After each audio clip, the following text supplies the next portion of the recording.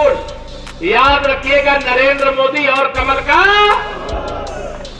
घनश्याम जी को तो देखिए अपना आपके जिले के हैं, लेकिन आपको क्या देखना है? जैसे अर्जुन को क्या दिखाई दे रहा था? चिड़िया की आंख। न चिड़िया दिखाई दे रही थी, न पेड़ के पत्ते दिखाई दे रहे थे, न पेड़ दिखाई दे रहा था। और आप सब कार्यकर्ताओं को भी केवल अपने बूथ पर कमल का फूल दिखाई देना चाहिए। और मैं आपको विश्वास दिलाना चाहता हूं, यह चुनाव मैंने पहले ही कहा, बैठ जाए कोई बात नहीं, यह चुनाव मैंने पहले ही कहा कि यह चुनाव देश को 100 वर्ष आगे ले जाने वाला चुनाव है। बताओ है कि नहीं है? अगर मोदी जी नहीं आते तो जम्मू कश्मीर से 370 हटती क्या? जोर से बताओ, हटती क्या? अयोध्या में 500 साल बाद राम मंदिर बनता क्या? और मोदी जी नहीं आते तो गरीबों को फ्री में राशन मिलता क्या? 80 करोड़ गरीबों को। किसानों का बिजली का बिल माफ होता क्या? हमारे ढिल्लो जी फिर आंदोलन कर रहे होते, गन्ना किसानों का बकाया है, भुगतान करो। मिल बंद हो गई है, चालू करो। घनश्याम जी को आंदोलन करना पड़ता, लेकिन आज आंदोलन की जरूरत नहीं है। आज बिना आंदोलन के आपका अधिकार आपके द्वार पर है। और मोदी जी के गारंटी वाली गाड़ी गांव गांव आई थी कि नहीं आई थी? बताओ, आई थी कि नहीं आई थी? और मोदी जी ने कहा है जो योजनाओं का लाभ बहुत सारे लोगों को मिल गया है, बहुत सारे लोग अभी भी बाकी हैं। प्रधानमंत्री जी ने कहा है गांव गांव में जाकर के सर्वे कराऊंगा। अभी बहुत सारे ऐसे लोग हैं जिनको कई योजनाओं का लाभ मिलना चाहिए तो नहीं मिल पाया। वह लाभ इसलिए नहीं मिल पाया क्योंकि जब कांग्रेस की केंद्र में सरकार थी, प्रदेश में सपा बसपा वालों की सरकार थी, तो अब यहां जनगणना हुई थी।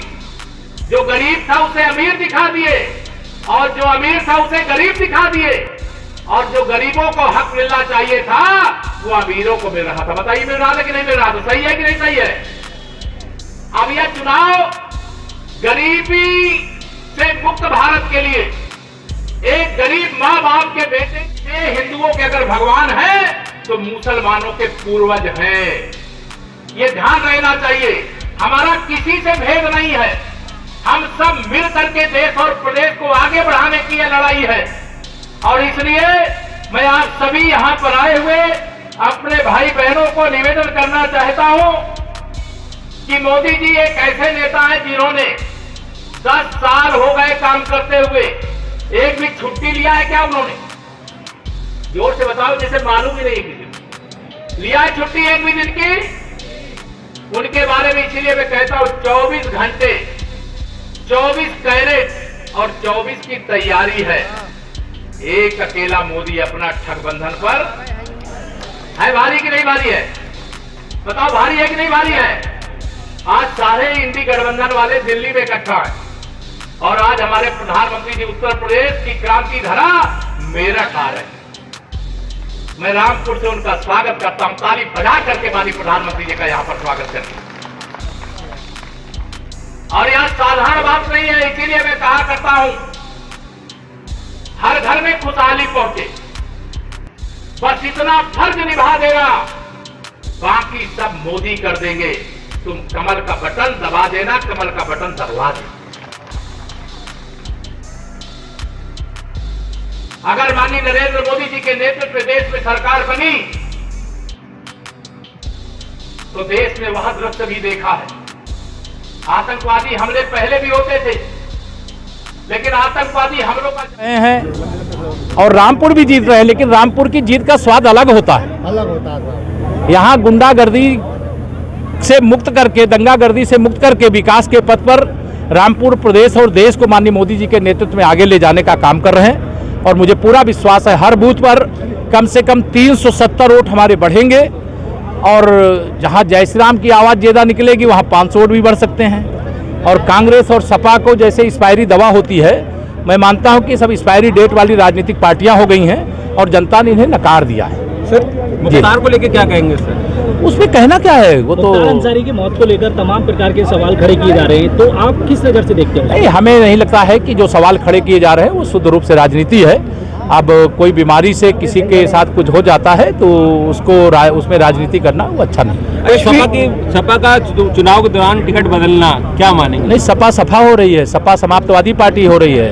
कांग्रेस और जो सपा का गठबंधन है वो पूरी तरह से फ्लॉप हो चुका है। और अभी तो मतलब आपने यह देखा है, अभी तो वो अंतर कलह से जूझ रही समाजवादी पार्टी और इंडी गठबंधन के लोग हैं, ना उनको प्रत्याशी मिल रहे हैं और ना लड़ने के लिए, अगर कहीं घोषित कर दे रहे हैं तो लड़ने को तैयार नहीं होते, तो फिर टिकट बदलते हैं। और यहाँ कई जगह ये खेल हो रहा है, वो हम लोग देख रहे हैं, लेकिन हम उनकी ओर ध्यान नहीं देते। हम तो जानते हैं कि सपा समाप्त हो गई है, कांग्रेस मुक्त उत्तर प्रदेश हो गया। रामपुर शहर में समाजवादी पार्टी ने खुद खेला कर बैठे अपने आप ही। ये समाजवादी पार्टी की बीमारी है, भाजपा की बीमारी नहीं। भाजपा पूरी तरह से स्वस्थ है, भाजपा पूरी तरह से जनता पर विश्वास रखती है, अपने कार्यकर्ता पर विश्वास रखती है, उसके आधार पर विजय पथ पर आगे पास होगा और कौन फेल। भाजपा पास हो गई है, केवल कमल के फूल की बटन दबाने का लोग इंतजार कर रहे हैं कब चुनाव की तिथि आवे। उत्तर प्रदेश में कितनी सीटें लेकर 80 की 80 जीतेंगे, इसको लेकर किसी को कोई संशय नहीं होगा। समाजवादी पार्टी की ये चौराहे की हड्डियां जो फूटी है, इससे जो मुस्लिम वोटर के अंदर एक कंफ्यूजन पैदा हुआ है, तो ये हमारी समस्या नहीं है जी। हमारी समस्या जो थी वो समाप्त हो चुकी है। समस्या कोई है तो वो समाजवादी पार्टी की है, कांग्रेस पार्टी की है। और मैंने कहा कांग्रेस मुक्त भारत और सपा बसपा से मुक्त उत्तर प्रदेश, इस दिशा में हमारा यूपी आगे निकल गया। लोगों को विकास चाहिए, गुंडागर्दी नहीं चाहिए, भ्रष्टाचार नहीं चाहिए, गरीब कल्याण की योजनाओं का लाभ चाहिए। और हमारी सरकार में सबका साथ सबका विकास जो भाषण है वही यथार्थ की धरती पर है। इसके कारण भारी जन समर्थन मिल रहा है, लाखों लाख वोटों के अंतर से हमारे सभी प्रत्याशी जीत रहे हैं। सांसद चुने गए हैं, क्या कहेंगे?